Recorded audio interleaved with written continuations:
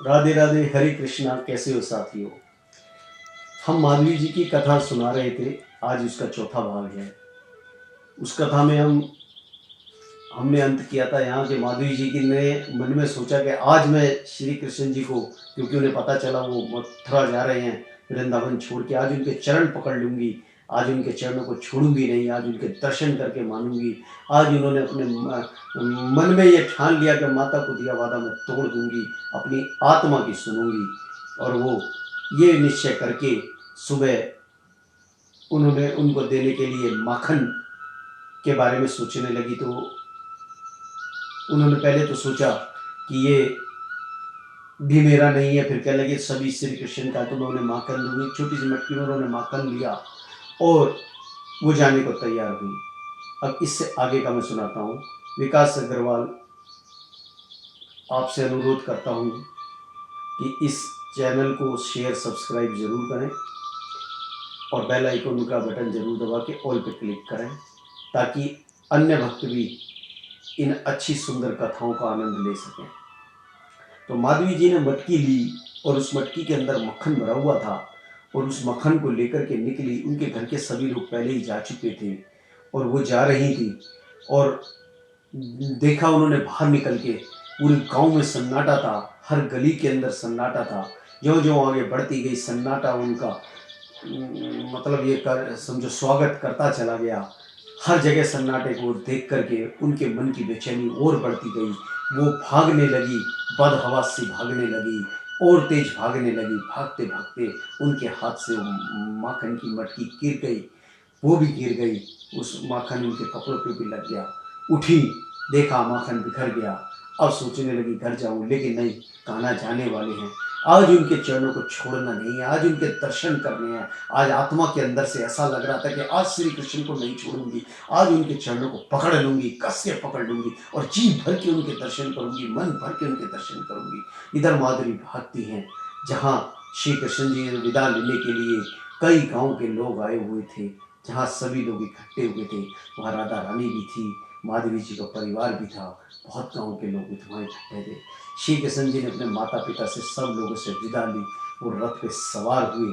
वो जाने लगी, उधर से माधवी जी आ रही हैं। जब माधवी जी उस स्थान पर पहुंचती है तो श्री कृष्ण जी का रथ उस स्थान से बहुत दूर चला जाता है। उस रथ को वो जाते हुए देखती हैं तो वहाँ बिलख के रो पड़ती हैं, फट के रो पड़ती हैं, गिर जाती हैं, फपक के रोती हैं वहाँ पर। ठीक है, कान्हा मुझे दर्शन दिए बिना आप तुम क्यों चले गए? क्या मेरा यही अपराध है कि मैं आपसे विमुख होती रही? मुझे माफ कर दो, मुझे क्षमा कर दो, मैं आगे से ऐसा नहीं करूंगी, किंतु मुझे दर्शन दिए बिना मत जाओ, मुझे दर्शन दिए बिना मत जाओ मेरे कान्हा, मुझे दर्शन करने दो, मुझे आपका एक बार दीदार करना है, मुझे आपको एक बार जी भर के देखना है। आ जाओ मेरे कान्हा, आ जाओ मेरे कान्हा। इतने में सब गांव के लोग वहां से वापस जाने लगे थे। वहां पर उनकी सासू माँ उन्हें देख करके रुक गई थी और रुक गई थी हमारी जगत जननी श्री राधा जी। जब राधा जी ने उनको यूं बिलखते देखा माधवी जी को, तो उनके पास आई, कहने लगी कि कान्हा तुमसे दूर कहाँ है, कान्हा हमसे दूर कहाँ है, देखो वो हमारे पास है। जैसे ही माधवी जी ने राधा जी की तरफ देखा, राधा जी को देखते के साथ ही पल भर में उनमें कान्हा जी दिखाई दिए। एकदम से विस्मित हुई और हाथ जोड़ के खड़ी हुई। सब पूछा, देवी आप कौन है? उन्होंने कहा, मैं राधा हूँ। तो वो उनको देख करके बहुत भाव विभोर हुई कि आप बहुत महान हैं, आपके बारे में बहुत सुना है, आप कान्हा जी के सदा साथ रहती हैं, कान्हा जी से कहिए ना मुझे दर्शन कराएं। वो कहती, चिंता मत करो, जिसने ये विरह दिया है, जिसने ये वेदना दी है, जिसने ये आपके मन में ये अग्नि प्रकट की है, उनके दर्शनों की वही शांत करेंगे। वो हमारे पास हैं, वो तुम्हारे पास हैं, वो हमारे साथ है, वो तुम्हारे साथ है, तुम्हें दर्शन जरूर देंगे। माधवी जी इसी विश्वास में, इसी आशा में कि श्री कृष्ण उनको दर्शन देंगे, अपने घर वापस आ जाती हैं और इंतजार करने लगती हैं अपने कन्हैया का, अपने श्री कृष्ण का।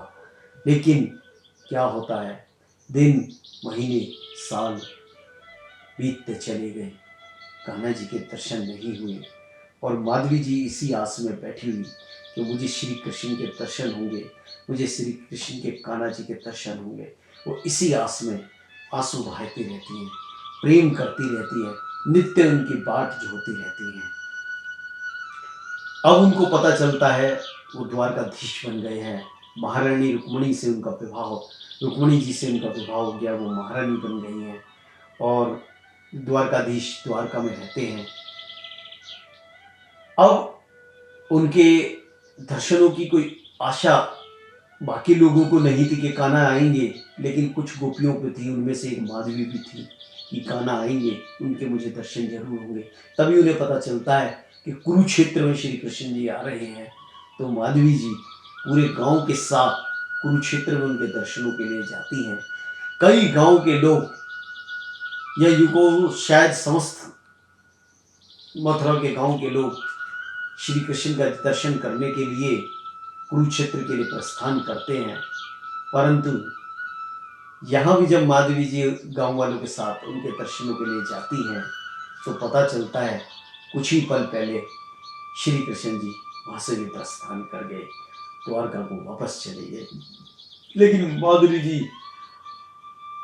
अपने निर्णय पे अटल थी। जैसे उनके पहले निर्णय पे अटल थी कि मैं श्री कृष्ण के दर्शन नहीं करूंगी, ऐसे अब भी अपने निर्णय पे अटल थी कि मैं श्री कृष्ण के दर्शन करूंगी और मुझे दर्शन दीदार होंगे, मुझे जरूर होंगे। साथियों, मैंने आपसे विश्वास और प्रेम की बात की ना, ये होता है विश्वास, ये होता है प्रेम। वर्षों बीत गए, कुछ दिन दर्शन ना करने का वचन माँ को वचन जो दिया था वो कुछ दिन निभाया, लेकिन इतने लंबे समय से, वर्षों से श्री कृष्ण के दर्शन के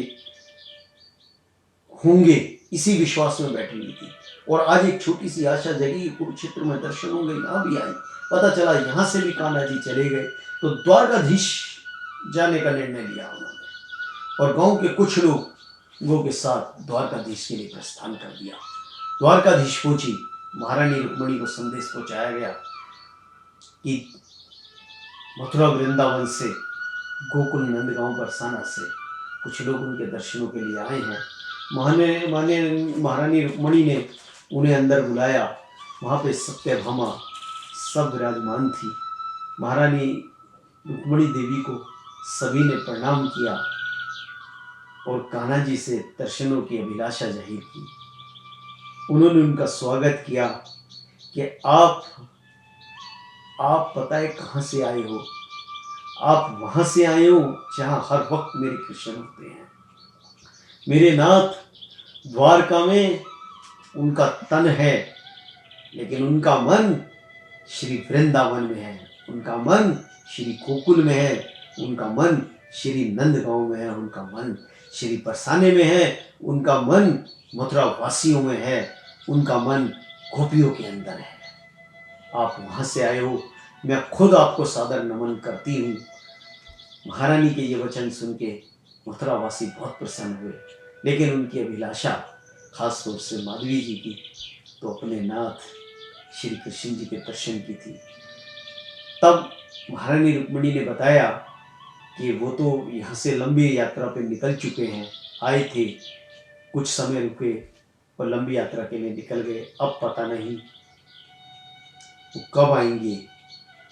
माधवी जी ये सुन के बिलख के रो पड़ी महारानी के सामने और अपनी व्यथा कहने लगी, मेरी इतनी गलती की सजा, मैंने एक बार उनके दर्शन करने का निर्णय लिया कि मैं दर्शन नहीं करूंगी, वो भी माँ के कहने से, मुझे उस गलती की सजा आज इतने बड़े रूप में मिल रही है। आज मैं वर्षों से उनके दर्शन करना चाहती हूँ और मुझे वो दर्शन नहीं दे रहे। माता, उनसे कहिए कि अपने इस भक्त को दर्शन दे, मैं उनके दर्शनों के अलावा कुछ नहीं चाहती।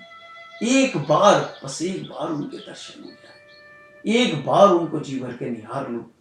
लेकिन माता रुक्मिणी क्या करे, उन्होंने भी कहा मैं क्या कर सकती हूँ, आएंगे तो मैं आपका संदेश उनको जरूर पहुंचाऊंगी, परंतु अभी तो बहुत लंबी यात्रा पे गए। ये कह के माधवी जी बाहर निकली।